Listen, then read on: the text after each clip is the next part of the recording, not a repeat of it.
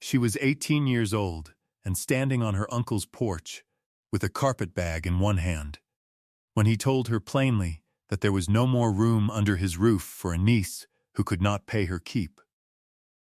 No parents, no property, no plan, only her father's cracked leather tally book and $11 sewn into the hem of her skirt. With that $11, Josephine Hale bought a worthless strip of screwblond at the edge of the chalk basin, a stretch of country every freight man in the territory had already searched twice over for the 10 wagons that vanished there in the spring of 1873. But what nobody knew, not the land clerk who took her money with a pitying look, not her uncle who watched her go without rising from his chair, was that the basin had been keeping its secret in plain sight the whole time, waiting on someone patient enough to ask it the right question. Settle in with us for this one. Tell us where you're watching from tonight, and stay close, because this story takes its time getting where it's going. Josephine Hale had been born in a freight yard outside Millrace Junction, the second child and only surviving one of a teamster named Amos Hale and a seamstress named Clara Hale, who had lost a baby son to the same spring floods that nearly took the whole junction the year before Josephine was born. Amos drove ore wagons and general freight between the railhead at Millrace and the mining camps scattered through the chalk hills. And he was gone for weeks at a stretch most seasons. And Clara raised Josephine largely alone in a 2-room house that backed onto the freight company's holding yard, close enough that Josephine fell asleep most nights to the sound of mules shifting in their traces, and men calling manifest numbers back and forth in the dark. Clara Hale died when Josephine was 11, of a fever that came through Millrace Junction in a bad summer and took 6 other souls with her inside of a month, and after that it was Amos alone who raised his daughter, in the rough, practical way of a man who had never expected to do the job by himself. He was not soft with her, but he was fair, and he brought her along on shorter hauls whenever the company would allow it, and he taught her, over years of dusty roads and cold camps, to read a manifest for a shorted count, to judge a mule's soundness by the set of its ears, and to keep a tally book the way he kept his own, in small, careful figures that left no room for a dishonest man to alter them later. He carried that tally book everywhere, a cracked leather ledger worn soft at the corners, and he told Josephine more than once that a freighter's word was worth exactly as much as his numbers, and not 1 penny more. The woman who filled the space Clara's death had left was not family by blood, but might as well have been. Her name was Ruth Colby, 58 years old, a widow who ran the way station at Dry Fork, the last reliable water before the long pull-up into the chalk hills. And every driver on that road stopped at her table, whether they could pay full price for the meal or not. Ruth had lost a husband to a wagon accident on the very grade the freight road climbed out of Dry Fork, and she had buried 2 grown sons in the influenza years before Josephine was born. And she ran her station now with a brisk, unsentimental kindness that Josephine came to depend on more than she ever admitted aloud. When Amos was on longer hauls, Josephine stayed at Dry Fork, and Ruth taught her to bake bread in a clay oven that held heat for a full day, to doctor a mule's cracked hoof with pine tar and patience, and to keep her own accounts separate from any man's, because a woman who could not read her own ledger, Ruth said, was a woman who could be told any figure a dishonest man cared to invent. She was not a woman who praised easily, but she kept a chair at her own table set aside for Josephine on the evenings she was there, and once, when Josephine had talked a supplier down a fair price on flour without Ruth's help, the older woman had looked at her a long moment and said only, "Your father raised you right," which from Ruth Colby was as near to a blessing as she ever gave. The disaster that would come to define the whole of Josephine's later life happened in the spring of 1873, 3 years before her father's death, when Josephine was still a girl of 8, and though she did not fully understand it at the time, she absorbed it the way a child absorbs any story told and retold at every table in a small freighting town. 10 wagons, loaded with mining equipment, general supplies, and a strong box of land patents and deeds bound for the new claims office at Larkspur Camp, had set out from Millrace Junction under a freight master named Silas Boone, and had never arrived. The whole of the chalk basin had been searched, first by company riders, then by a hired party of trackers, then eventually by soldiers out of the territorial garrison when the value of the missing deeds became known, and not one wagon, not one mule, not one driver had ever been found. The wagons were declared lost to quicksand in the basin's treacherous alkali flats, the deeds declared void and refiled at considerable cost and confusion to every claimant whose land had been named in them, and the affair passed slowly into the kind of local legend that men told each other over cards, half believing it and half not. Amos Hale had not driven with that convoy.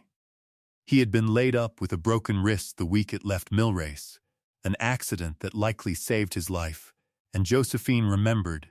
dimly, that her father had never spoken of the lost convoy the way other men did, lightly, as a curiosity. He went quiet whenever it came up, and once, when a drunk teamster at the yard made some careless joke about Silas Boone's ghost still driving those wagons through the basin at night, Amos had set down his coffee and left the table without a word, and Clara had told Josephine later, gently, that her father had known Silas Boone since they were boys together, and that the joke had not been kind. Amos Hale died when Josephine was 15, thrown from a wagon box on the very grade above Dry Fork that had taken Ruth Colby's husband years before, and though Josephine grieved him with the whole of her heart, she was not left destitute at first,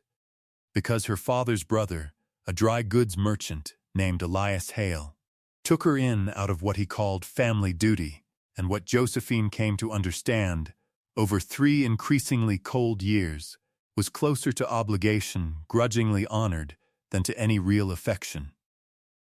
Elias Hale had a wife who found Josephine's freight yard manners an embarrassment, and 3 children of his own to provide for. And by the time Josephine turned 18, he informed her, without much apparent difficulty, that she had reached an age where she ought to be supporting herself rather than continuing to eat at his table, and that he had already found her a position doing piecework sewing in a shop 2 towns distant. A position he considered generous, and Josephine considered very nearly a punishment. She did not take the position. She packed the small carpet bag that held everything she owned in the world, her mother's sewing tin, 2 changes of clothes, and her father's cracked leather tally book, and she counted out, on the kitchen table in front of her uncle, the whole of her savings from 3 years of taking in mending on the side, which came to $11 exactly, sewn carefully into the hem of her second skirt, so it could not easily be lost or stolen. Elias Hale watched her pack from his chair by the stove and did not rise to help her. And when she told him she meant to go west toward the chalk hills rather than take the sewing position, he told her flatly that she was a fool throwing away a decent offer for pride, and Josephine told him, as evenly as she could manage, that pride was the one thing in the house that still belonged entirely to her, and she meant to keep it. She walked the 6 miles into Millrace Junction proper that same afternoon, and at the land office there, a heavy-set clerk named Wendell Pruitt looked over her application with an expression of open pity when she told him she wished to file a claim on a parcel touching the eastern edge of the Chalk Basin, the very ground where the lost convoy had disappeared 17 years before. He told her, not unkindly, that the basin ground was worthless, alkali flats and cracked hardpan that would grow nothing and hold nothing, and that the filing fee happened to run $11 on account of an old survey dispute the county had never bothered to resolve.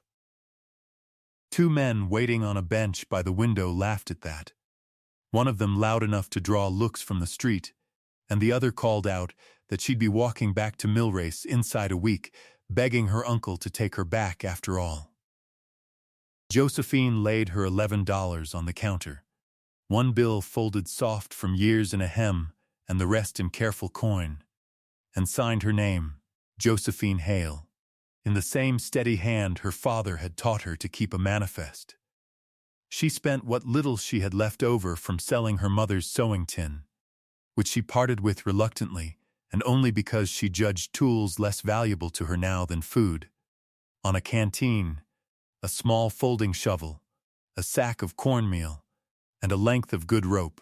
And she walked out of Millrace Junction in the early afternoon, with the sun already climbing hard overhead and the chalk hills a pale blue smudge on the horizon ahead of her. The road climbed steadily for the first several miles, through scrub and low cedar,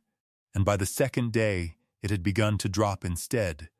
down into the wide, flat, shimmering expanse of the basin itself. Ground so pale and so featureless that the horizon seemed to dissolve into the sky without any clear line between the two. She reached the eastern edge of her claim on the third day, footsore and sunburned, and made her first camp in the shelter of a low outcrop of chalky rock, the only rise in an otherwise perfectly flat country. Much as her father had once described the very landscape that had swallowed Silas Boone's Convoy whole. She built no fire that first night, uncertain yet of the ground, and unwilling to draw attention to herself in country that still, after 17 years, carried an uneasy reputation.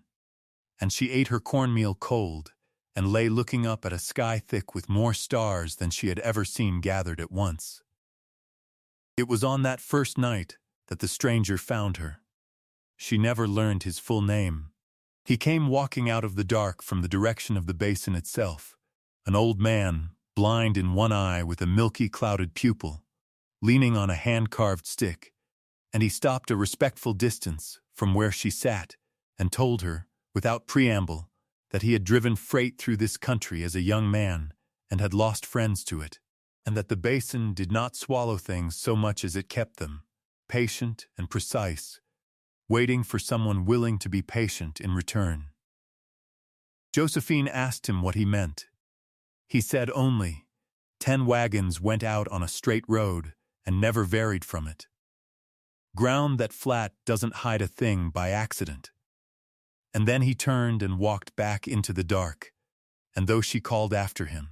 no answer came back but the wind moving low across the crust of the flat.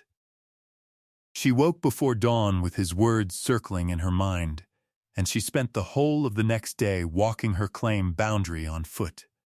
studying the ground the way her father had taught her to study a manifest, for anything that did not add up. The basin was flat, but not perfectly so, and by mid-afternoon she had noticed a shallow, almost imperceptible depression, running roughly northwest to southeast across the middle of her claim. A wide, faint trough, scarcely 6 inches lower than the surrounding crust, invisible from more than 100 yards off, but unmistakable once she was standing directly over it and looking along its length. It was, she realized slowly, walking its course, not natural at all. It was the ghost of an old road,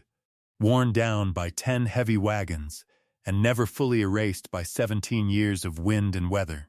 running dead straight for a distance and then bending, sharply and deliberately, away from the natural line the terrain would have suggested, toward a low rise she had not previously marked as anything more than another fold in the flat country. She followed the bend the next morning, and at its far end, tucked into the lee of the rise, where it would have been invisible from the original road, but was in plain sight from where she now stood, she found the wagons, 10 of them, exactly as the old story said, their wooden bodies scoured pale by wind and sun, but standing square on wheels that had somehow never fully sunk into the crust beneath them, canvas long since rotted away, their contents visible in dim outline through broken slats and open frames. Josephine stood perfectly still for a long moment, hardly believing what her own eyes told her. And then she walked the length of the little convoy, counting, and found that every wagon that still bore a locking mechanism was sealed exactly as it must have been the day it left Millrace Junction. Chains rusted solid, padlocks intact, nothing looted, nothing disturbed. 17 years of open, searchable country, having somehow never once given up its secret to any of the search parties, soldiers, or trackers who had combed this basin looking for exactly this. She did not open a single wagon that first day, choosing instead, as her father had always counseled, to understand a thing fully before disturbing it. And she spent the remainder of the daylight walking the little camp the convoy had made in its final hours. She found, near the third wagon, the remains of a cook fire, long cold, with tin cups and a coffee pot still sitting where they had been set down. She found, cut into the tailboard of the lead wagon with a knife point, a name, S. Boone, and beneath it a short row of tally marks that matched precisely the counting style in her own father's leather ledger. 7 marks in a row with the 8th struck through, as though someone had been keeping careful count of something in the final days before whatever happened here happened. In the days that followed, Josephine worked the way her father and Ruth Colby had both taught her to work, breaking an impossible problem into pieces small enough for 2 hands to manage. She rigged a shelter from salvaged canvas, dug a proper camp latrine well clear of her water supply, and began, patiently, to search the ground around the wagons in ever-widening rings, the way Amos had taught her to search unfamiliar country for anything out of place. On the 4th day, working the hardpan near the lead wagon with the flat of her shovel, she struck something that gave back a hollow wooden sound entirely unlike the ring of stone. And she knelt and cleared the crust away with her hands until she uncovered a small strongbox, its lid domed and its corners bound in iron, buried scarcely a foot beneath the surface, and clearly interred there, deliberately by someone who had known precisely where to dig. The hasp had been forced once, long ago, and never resealed,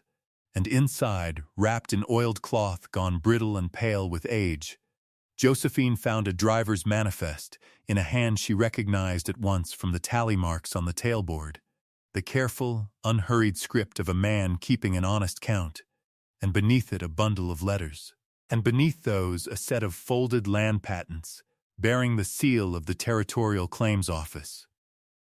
She opened the manifest first, and it told, across 11 days of ordinary entries, the plain business of a working convoy,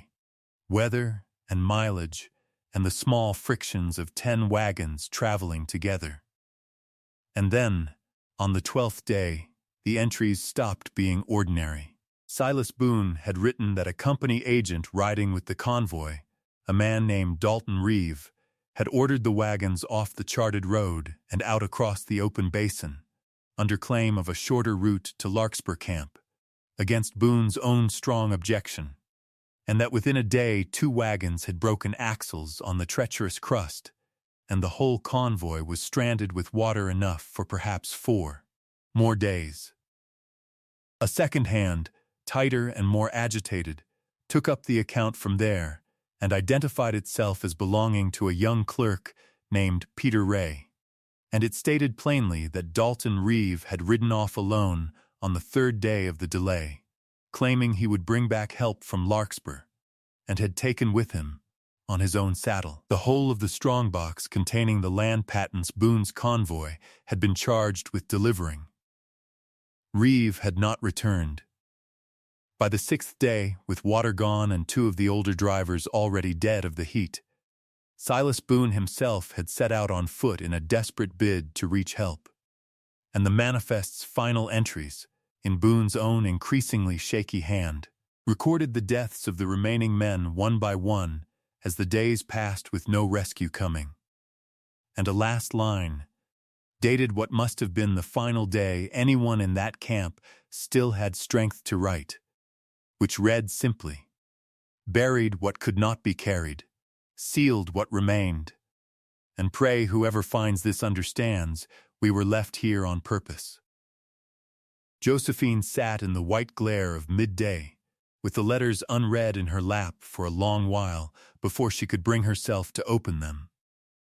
They confirmed, in the plain business correspondence of a freighting company anxious to protect its own reputation, that Dalton Reeve had in fact reached Larkspur Camp alive and well within 2 days of abandoning the convoy, had reported the whole train lost to quicksand rather than admit he had led it deliberately astray, and had, in the years that followed, used the very land patents he claimed had been lost with it to quietly stake and resell, under other men's names, some of the richest mining ground in the Chalk Hills, ground that would otherwise have belonged, by lawful patent, to the very claimants whose deeds he had stolen and never delivered.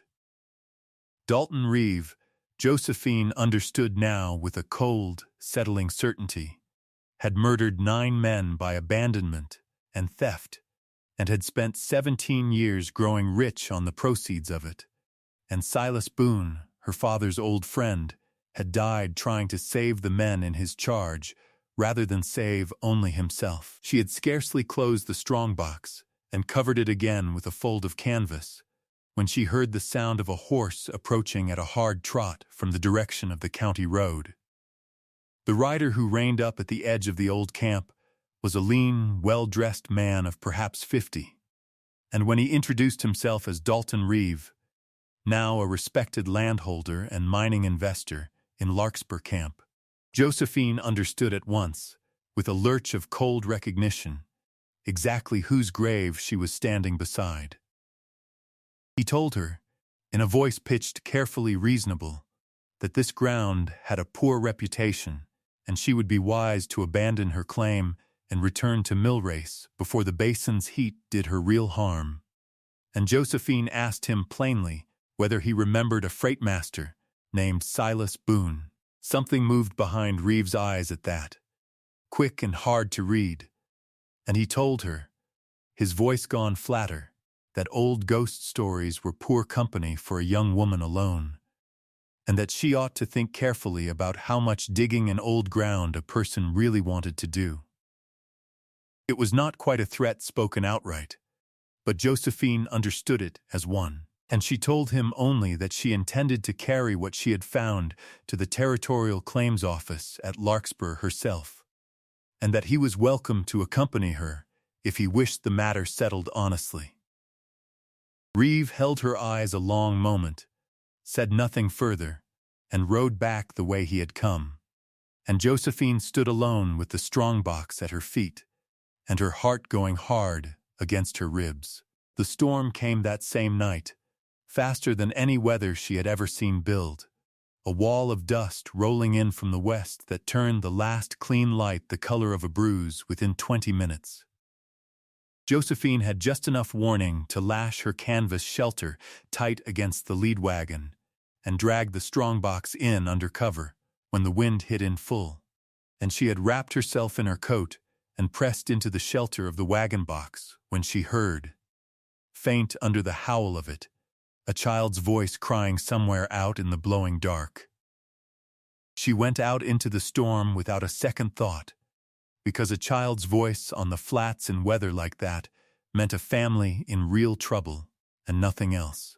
She found them 60 yards out, a woman named Effie Marsh and her 2 children, their light wagon overturned in a wash the storm had filled without warning. The family bound for Larkspur to join a husband already working the mines there, and caught out on open ground when the dust wall hit. Josephine got the 2 children, both under 10, into the shelter of the lead wagon first, wrapped in her own coat and the driest canvas she had, and then went back out with Effie Marsh to right what could be righted of the overturned wagon and free a mule tangled badly in its own traces.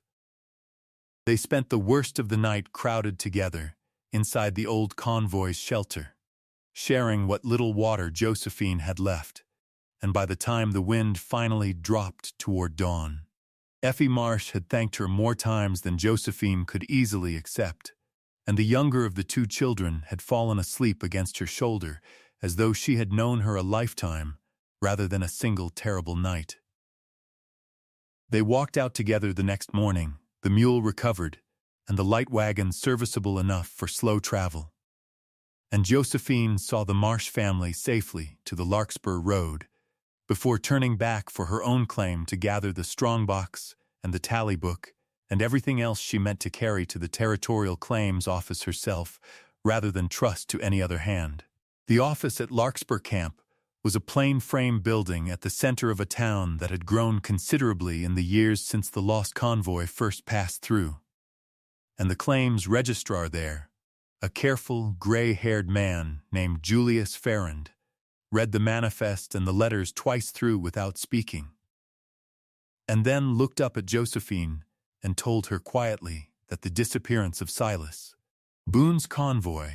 had been the single greatest unsolved loss in the territory's freighting history, and that she had just closed a file that had sat open, unresolved, for 17 years. The inquiry that followed moved with a speed that surprised even Josephine. Deputies rode out within the week to formally recover the wagons under proper county authority, and a survey party confirmed every detail of Boone's final manifest against the ground itself. Dalton Reeve was summoned before an inquiry into the fraudulent mining patents he had built his fortune upon, and though the legal proceedings that followed would take the better part of a year to fully settle, the claims office moved swiftly to void every fraudulent title Reeve had ever filed, and to begin the slow work of restoring lawful patents to the families whose deeds had been stolen from Silas Boone's strongbox 17 years before. Josephine's own claim on the basin ground was confirmed clean and clear, and the Territorial Freight Association, in recognition of the case's resolution after so many years, granted her a modest reward drawn from the recovered estate, enough to see a proper cabin built at last on ground that had once been called worthless by every man in Millrace Junction. Word of it traveled through the territory the way such stories always do, faster than any wagon could carry it. Wendell Pruitt, the land clerk, who had taken her $11 with such open pity, wrote her a letter of his own accord once the news reached Millrace, admitting he had thought her a foolish girl throwing away her last coin, and that he had rarely in his career been gladder to be proven wrong. Her uncle Elias Hale sent no letter at all, and Josephine found, somewhat to her own surprise, that she minded this a good deal less than she once might have. Ruth Colby, when word finally reached Dry Fork, closed her way station for a full day, an unheard of thing, and rode the whole distance to the basin herself to see the recovered wagons standing in a line under proper canvas awaiting transport, and she stood beside Josephine a long while without speaking, and then said only, in her brisk, unsentimental way, "Your father would be unbearable with pride," which from Ruth Colby was very nearly a benediction. Effie Marsh and her family, once settled at Larkspur, became frequent visitors to Josephine's growing homestead at the basin's edge, and the elder of the two children she had sheltered through the storm took to calling on her on Sunday afternoons, simply to sit on the step and talk, which Josephine found she did not mind in the least. She kept her father's tally book on a shelf inside her new cabin door, alongside Silas Boone's recovered manifest, which the claims office had permitted her to keep as the finder of record, and some evenings she took both books down together and read them side by side.